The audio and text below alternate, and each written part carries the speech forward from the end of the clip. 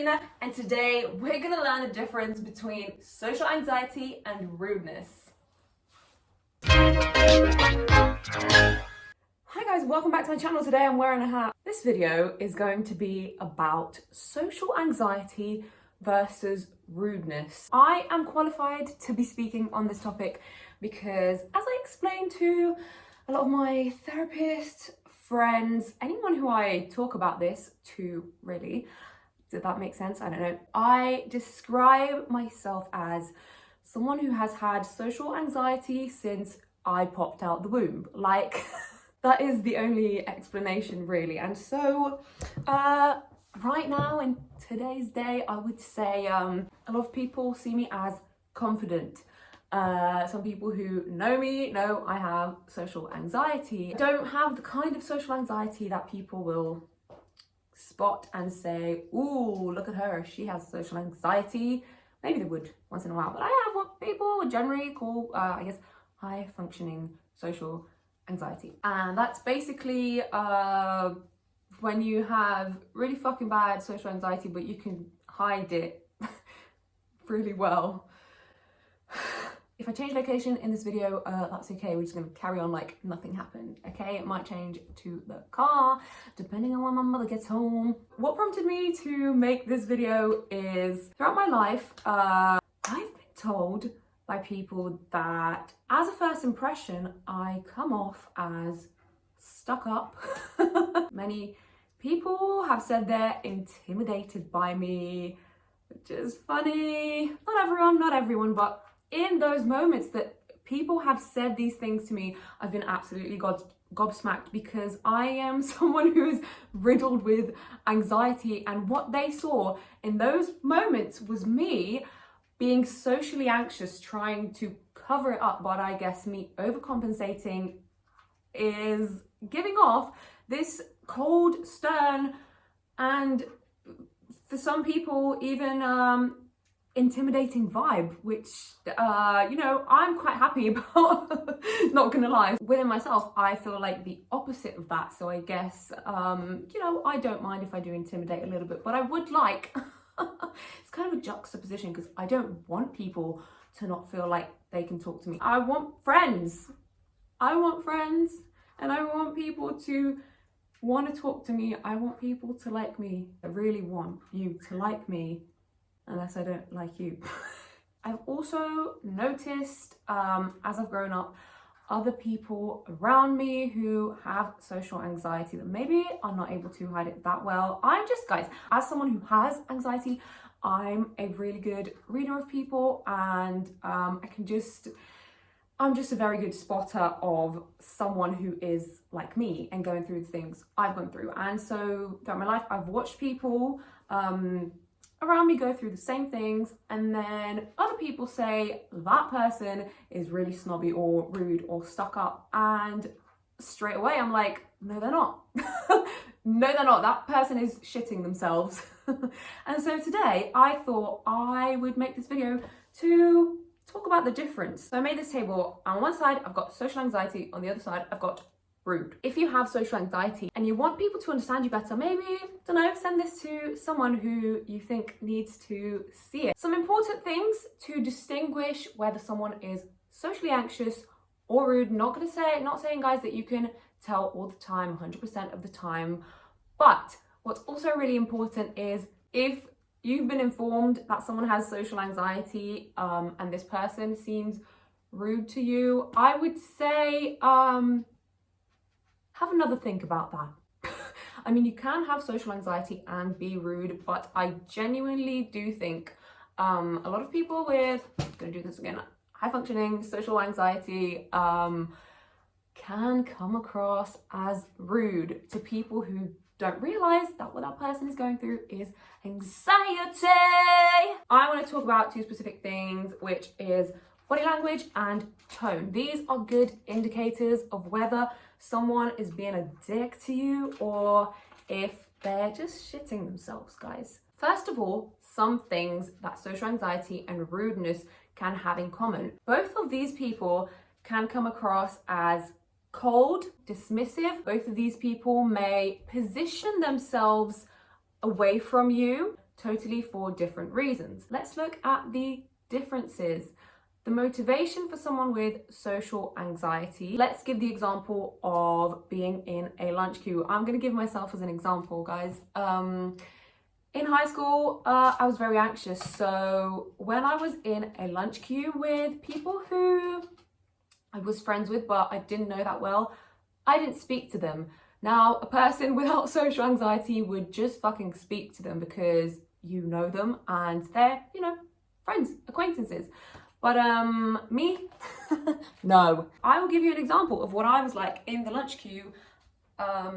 Say that someone that I knew or was like a new friend was behind me. They walk this way, I walk this way, they're here, I see them, and this is what I would do, okay?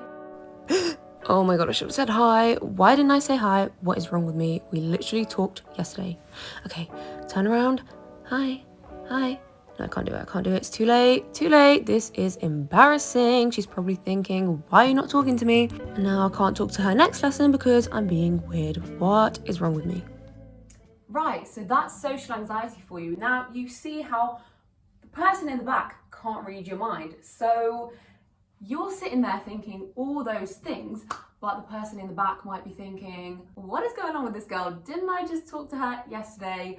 Wasn't she in my class? I thought we were friends. Why is she just ignoring me? That's something to keep in mind if you know someone with social anxiety and you feel like they're ignoring you. I think a lot of the time it comes down to communication, and if you know that about someone, I think you do need to put in a bit of extra work if you want a friendship to happen, because guys, this is the whole premise of social anxiety, is that we find it hard to talk to people, to socialize, guys. This is literally the issue.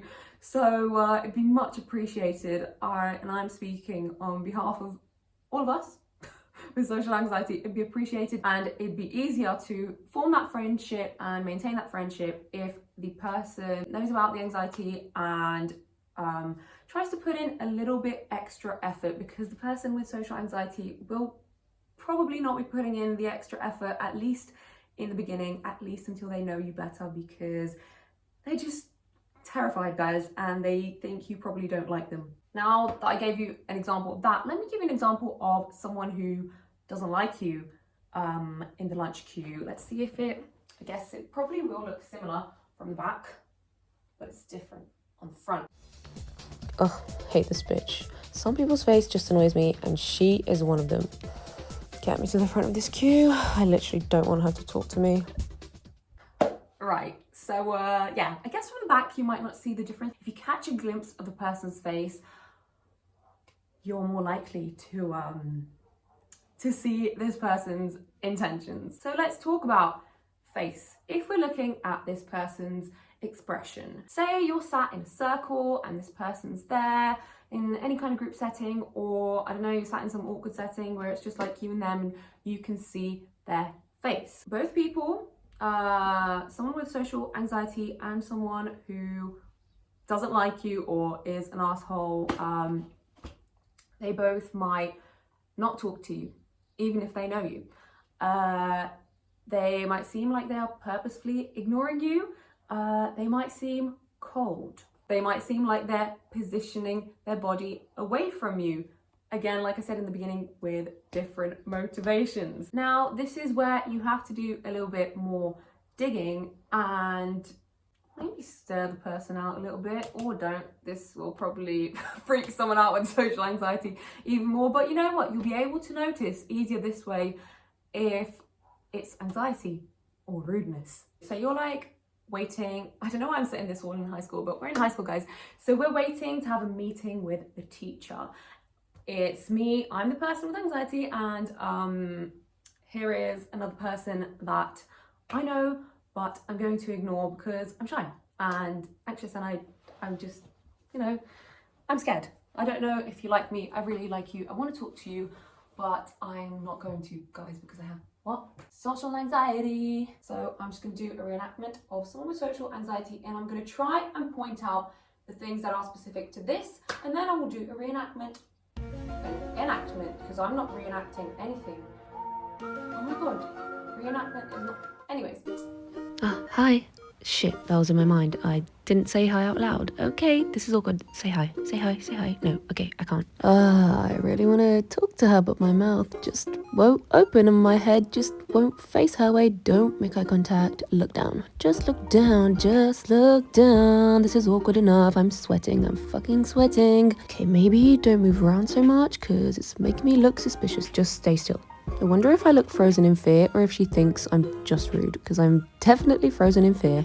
Now I'm going to show you guys someone rude. See if you can spot the difference. Well, I'm going to tell you the difference and show you. No, do not tell me I have to wait with this bitch.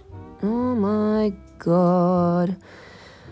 Get me out of here. Get me the fuck out of here. Does she literally see it? Why is she looking at me? Does she not see it? I don't want to talk to her. I'm fucking bored.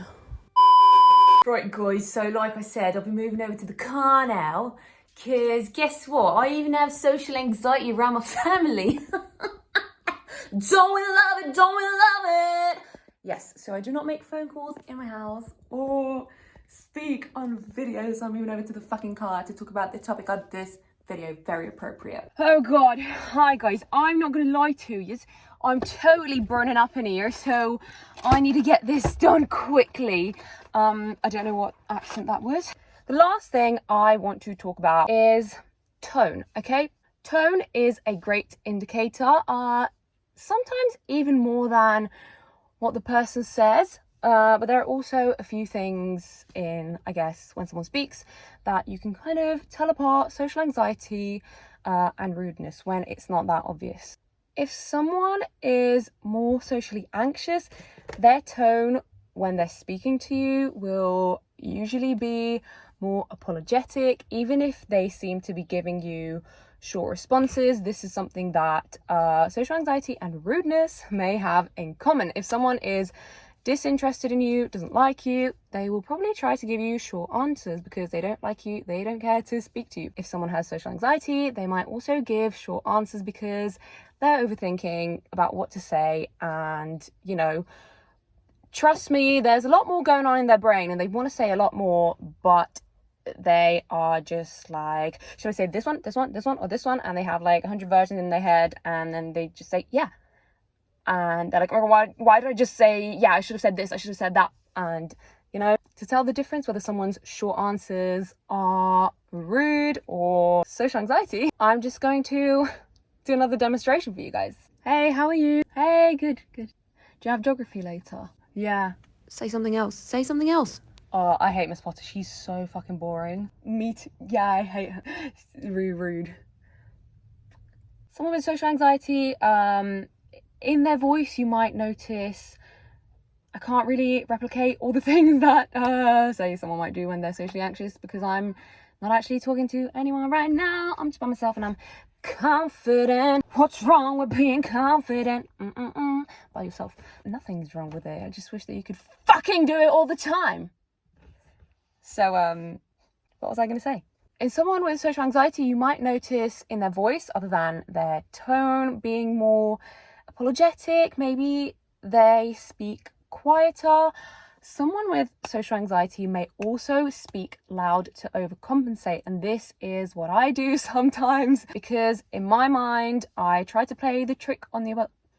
Great. They might also stumble on their words a lot, but I try to play. I've been looking at the wrong place. This is the camera. Okay. I try to portray. Oh my fucking god! I can't talk. I try to portray that I'm confident, so I think to myself, because I've been told in the past, why are you speaking so quiet? Why are you speaking so quiet? So now I overcompensate. And yeah, you may even see someone with social anxiety talking really loud. But yes, usually voice shaking, cracking because of the anxiety, any sweat dripping down their face, in the moustache region especially, dripping down their forehead might indicate, all those things together are more likely to indicate anxiety rather than I'm a rude bitch. Oh my god, guys, I'm really burning up in here. My ears are turning to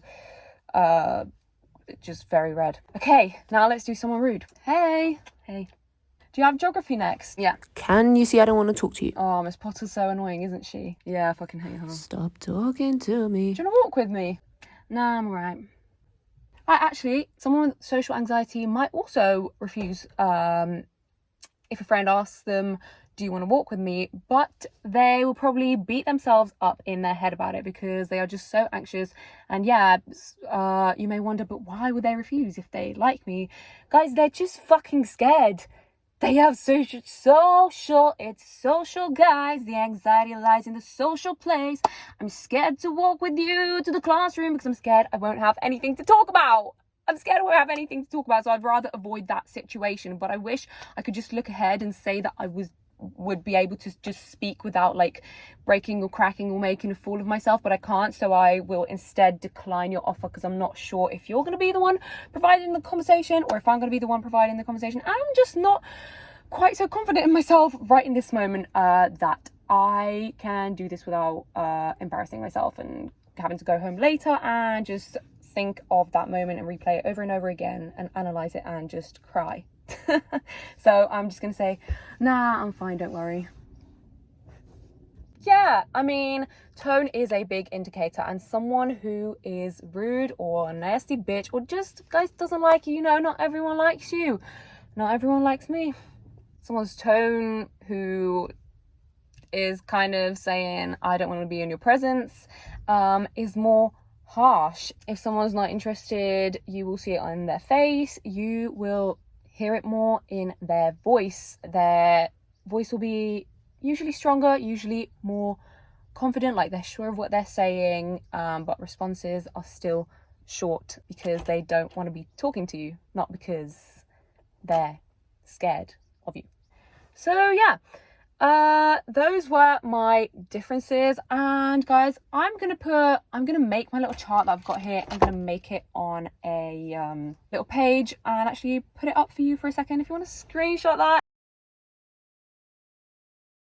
If you need to like send it to someone, or like I said, if you know someone who like gets confused, or maybe you have social anxiety and you want to better explain it to your friends to let them know that when you ignore them, you're not doing it because you want to, right? Because this is something that I've often found people say about me or about others who clearly have social anxiety. I can clearly see the person has social anxiety, but someone else who doesn't have social anxiety themselves might see this as that person being rude, but they are just scared, guys. They're just a baby. They're just a baby. That's the fucking truth, guys. We're just fucking babies, as people with anxiety. Even if you're a grown-up, you're a big fucking baby, and that's okay. It is okay to be a big baby. It's kind of cute, actually. I'm a baby. So yeah, share this video. Please like this video if you liked it, because I would just really like that. That would be really nice of you. Subscribe to my channel if you want. On this channel I make mental health content. My content varies. Sometimes I make a schedule. I talk a lot about OCD, ADHD, but I'm kind of expanding my vocab, my chocolat bomb. I kind of just talk about whatever is on my mind that week. Yeah, sometimes my videos are planned. Sometimes, like today, I was like, I really want to talk about social anxiety, so I will, because it's on my mind. And yeah, if you have any video requests, let me know in the comments. And as always, stay safe, and thank you for watching. See you guys in my next video, maybe.